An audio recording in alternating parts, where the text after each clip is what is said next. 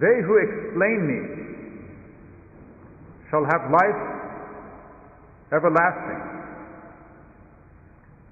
Words taken from divine wisdom, placed in the mouth of our Blessed Lady in this Holy Mass of Our Lady of Perpetual Help, in the name of the Father, and of the Son, and of the Holy Ghost. Amen.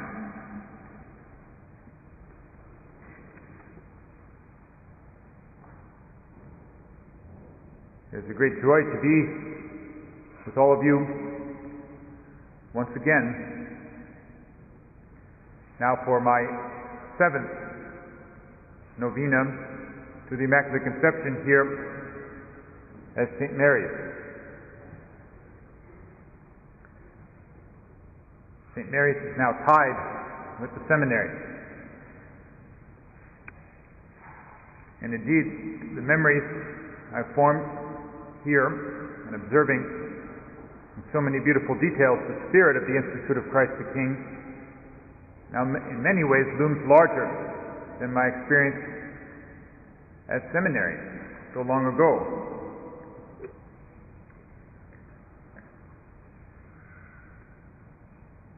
This afternoon, before coming to church, I couldn't resist having a peek online at the website for the Basilica of the Holy Apostles in Rome. It had been a very long time since I had looked into what they are doing there, and I was a little bit curious.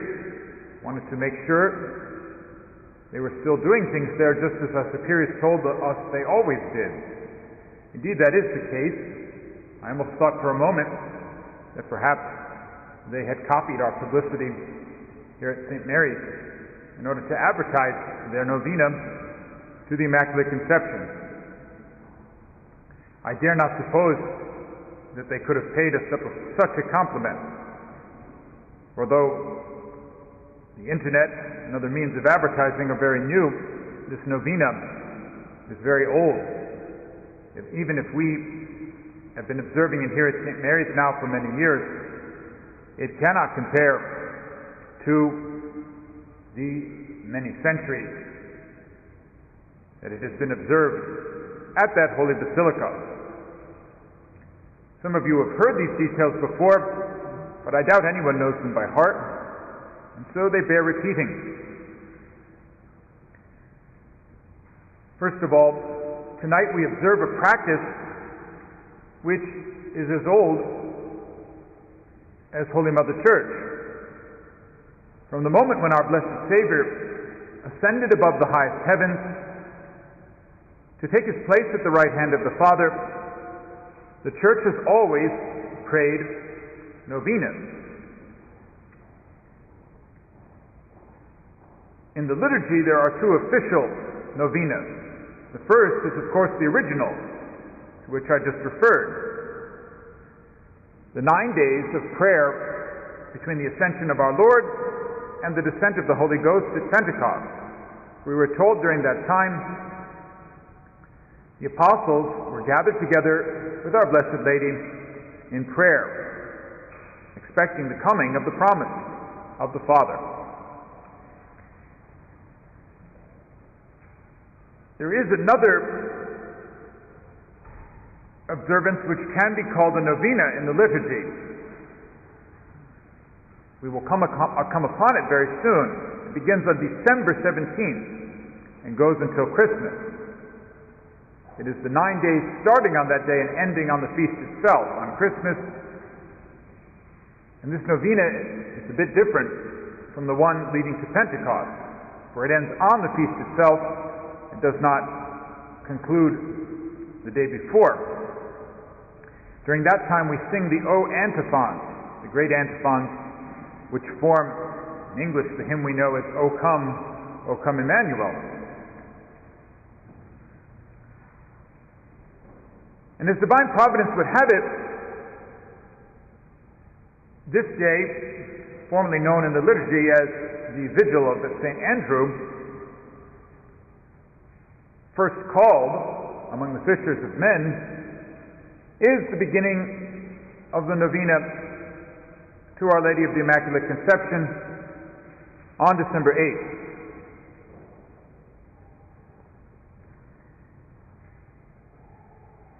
During this past year, we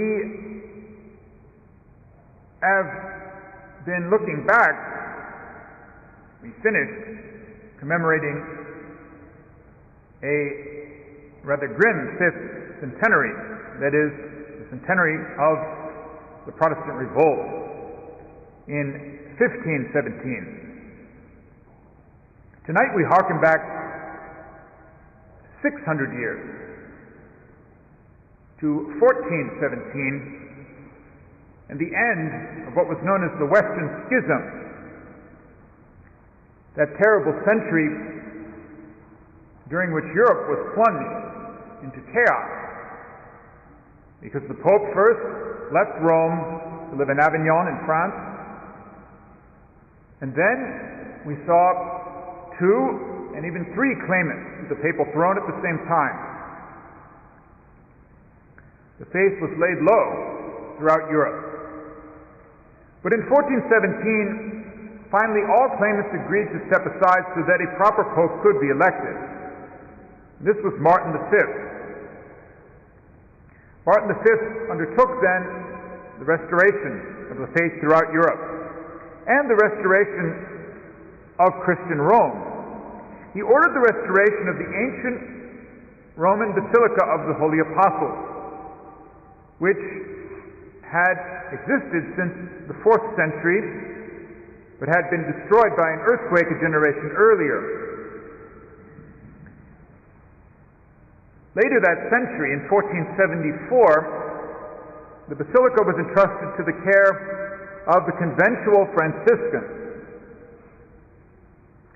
Only 2 years later, the feast of the Conception of Mary on December 8th was extended to the Universal Church.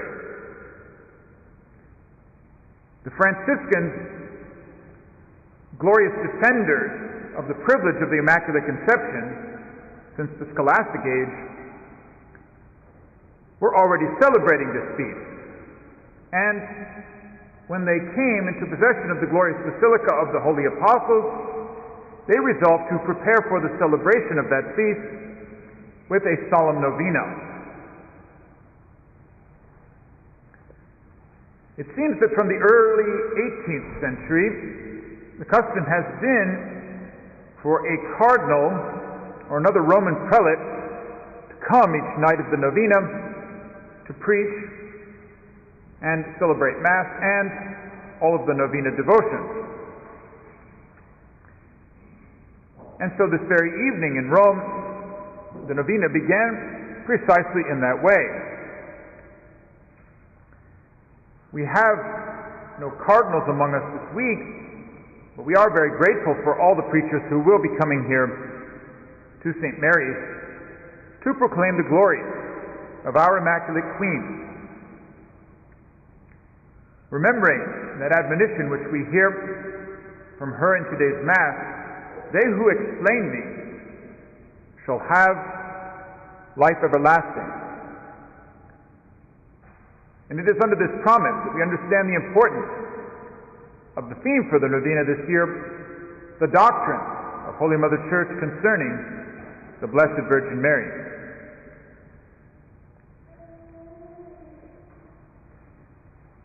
When we look back to that time of the founding of that church in Rome in the 4th century, we look back, in fact, to the very beginning of that dogmatic teaching concerning the Blessed Virgin. For it was at that time that she was proclaimed by the Church to be ai Parthenos, ever Virgin. And not long after, at the Council of Ephesus, Theotokos, Mother of God.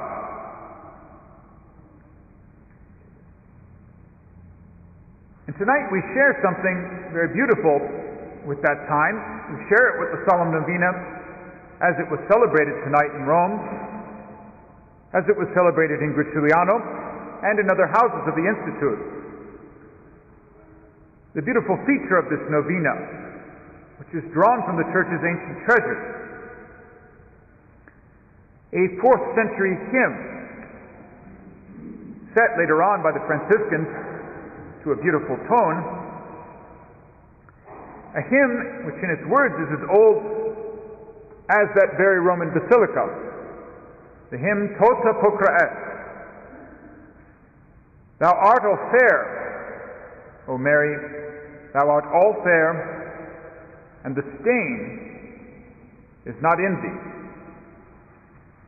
Yes, even before Ephesus proclaimed Mary to be the Mother of God, Christians were already singing out her praises by declaring in the words of the canticle, Thou art all fair, and the original stain is not in thee. This is the novena which the superiors of the Institute, Monsignor Bach and Canon Mora, knew when they were studying in Rome, and this is the tradition they were intent on bringing to the community they founded, the Institute of Christ the King.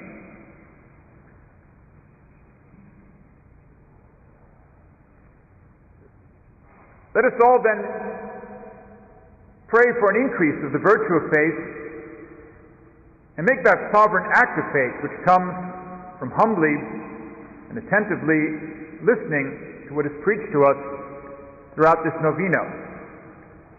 For we understand that in explaining the doctrines concerning Mary, we explain the doctrines of the Incarnation and the glories of the Blessed Trinity. For St. Augustine says, with all the saints, in crowning their virtue, God simply crowns His own graces.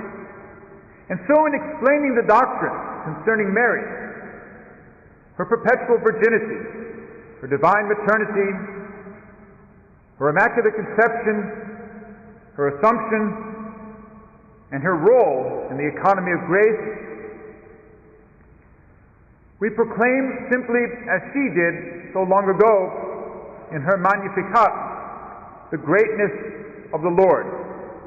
And in proclaiming all the things that the Mighty One has done to her, we sound forth His praises, the praises of her incarnate Son, to His eternal honor and glory. Amen. O Mary, conceived without sin, pray for us who have recourse to Thee. In the name of the Father, and of the Son, and of the Holy Ghost. Amen.